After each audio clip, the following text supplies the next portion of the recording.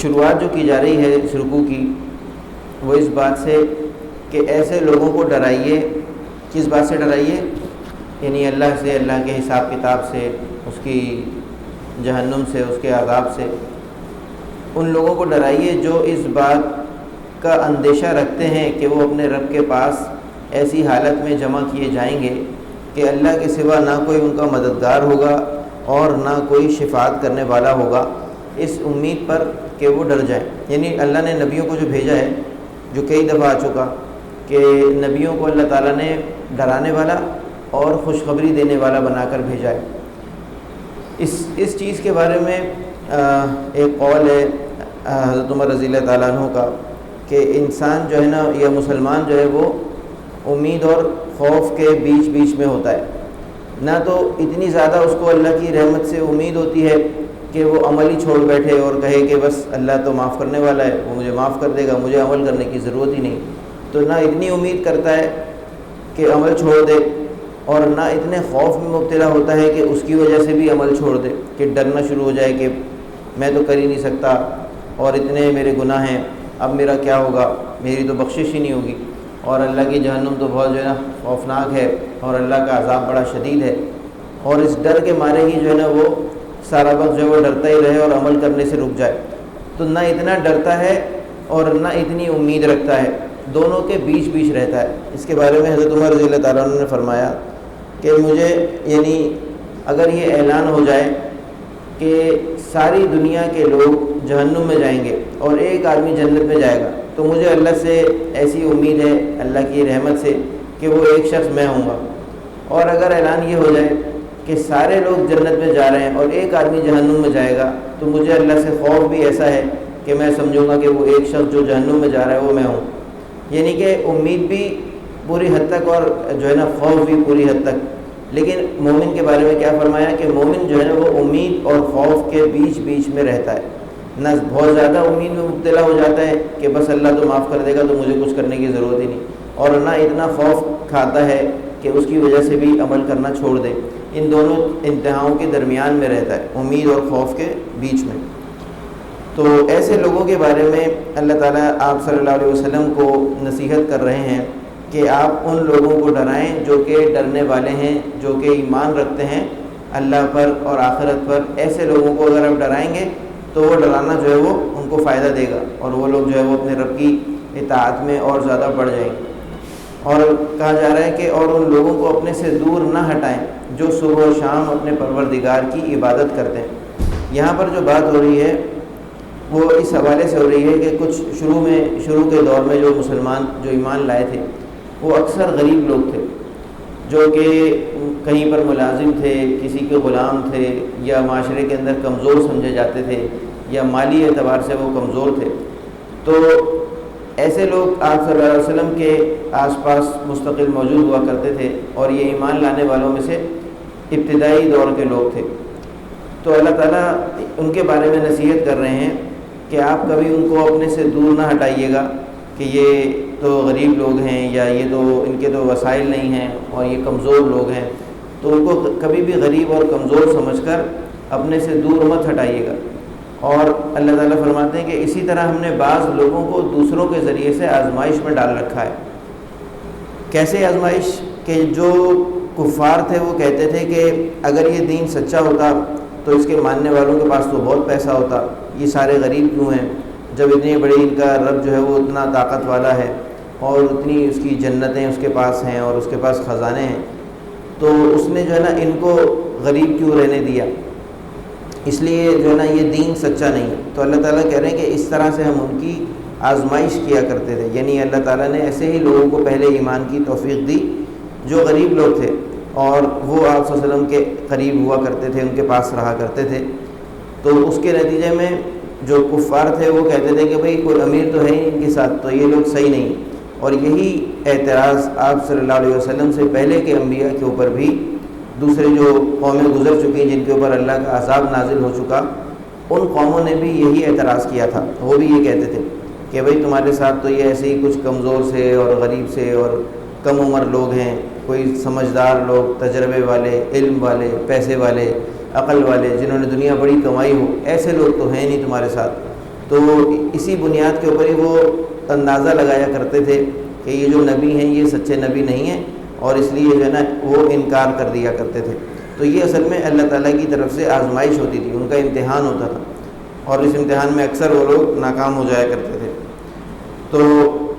یہ اللہ تعالیٰ فرماتے ہیں کہ کیا یہ بات نہیں ہے کہ اللہ شکر گزاروں کو خوب جانتا ہے، یعنی اللہ تعالیٰ جانتا ہے کہ اس کے کون سے بندے جو ہے نا اس کے شکر گزار ہیں، اور اس کے لیے یہ بات ضروری نہیں ہے کہ انسان کے پاس بہت پیسہ ہو تبھی جو ہے نا وہ اللہ تعالیٰ کے قریب ہو، بلکہ ایک حدیث میں آتا ہے، اس کا مفہوم اس طرح سے ہے کہ جنت میں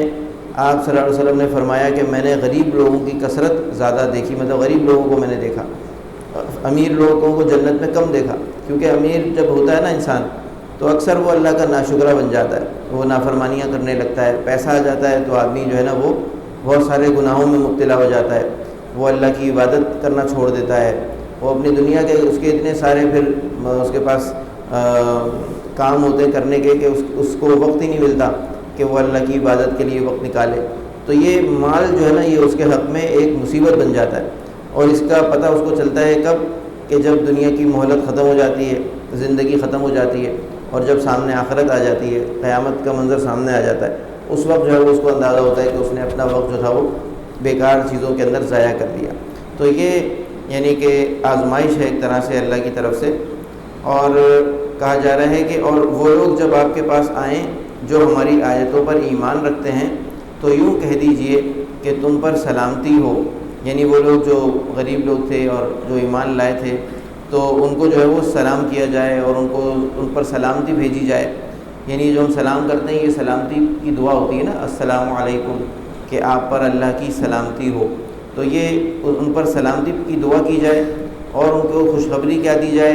کہ تمہارے رب نے مہربانی فرمانا اپنے ذمے مقرر کر لیا ہے، کہ یعنی ان کو یہ خوشخبری دی جائے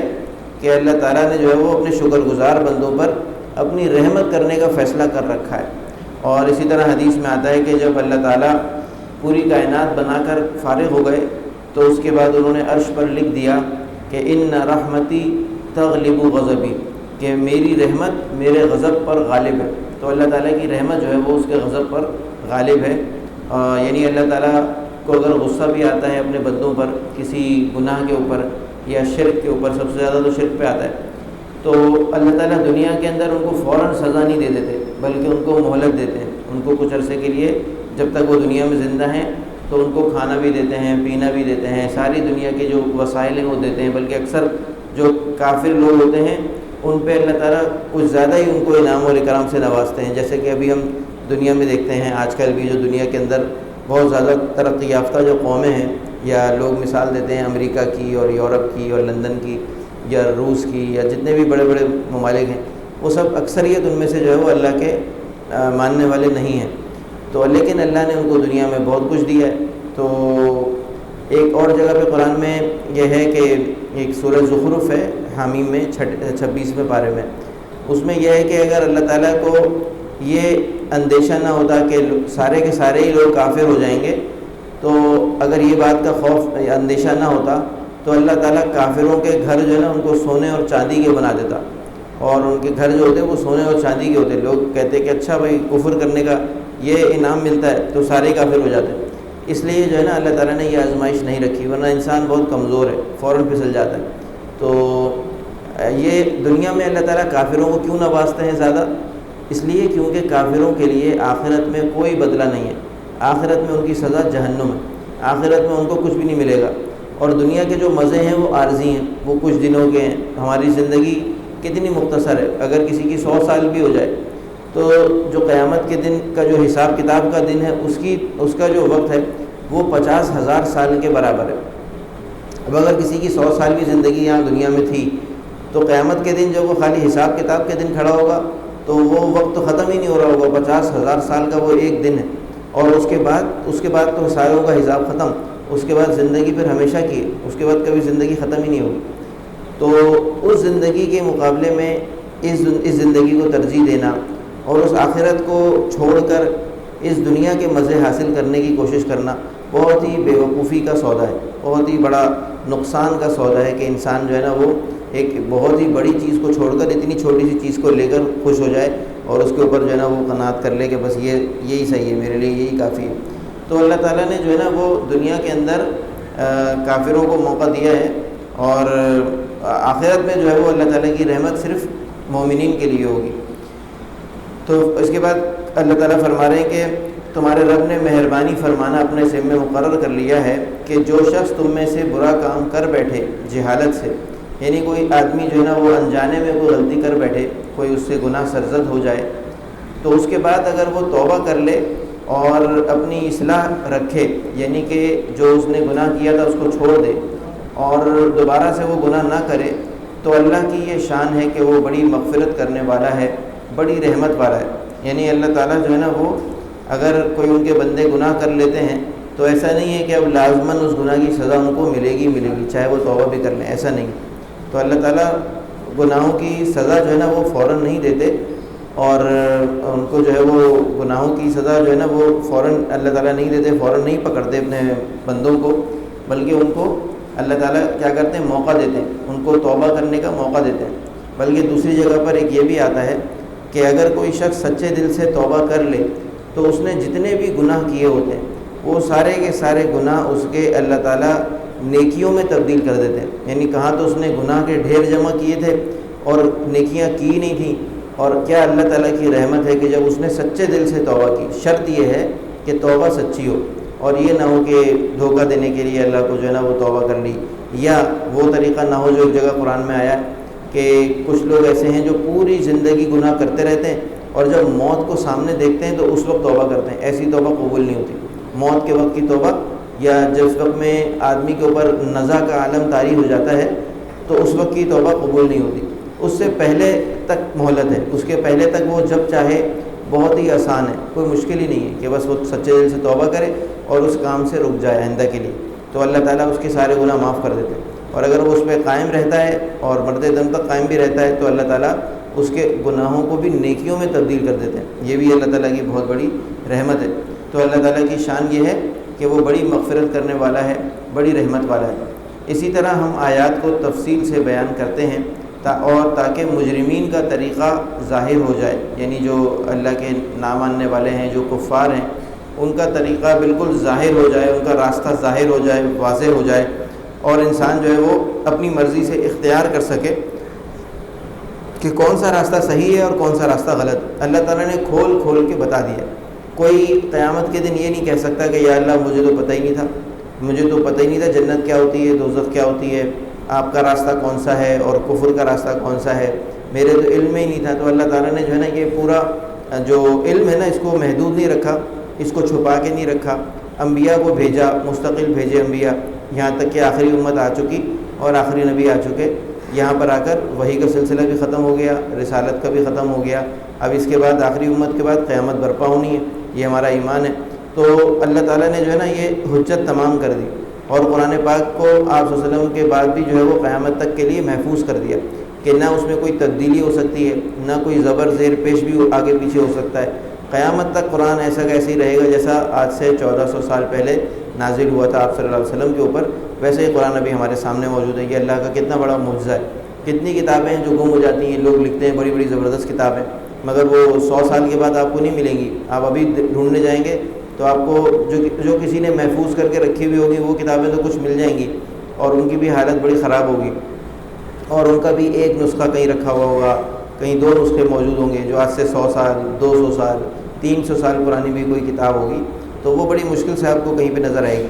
قرآن 1400 سال پرانی کتاب، اور ایسی کی ایسی محفوظ، اور بالکل جیسے کہ، اور جب پڑھی جائے تو ایسا لگتا ہے کہ ابھی نازل ہوا، ایسا لگتا ہے کہ ابھی کے لیے بات ہو رہی ہے۔ کوئی اس میں جو ہے نا ایسا نہیں محسوس ہوتا کہ یہ بہت پرانے زمانے کی باتیں ہیں اور اب تو یہ ہو ہی نہیں سکتا۔ اللہ تعالیٰ کا کلام ہے، ظاہر ہے ہمیشہ تازہ ہے۔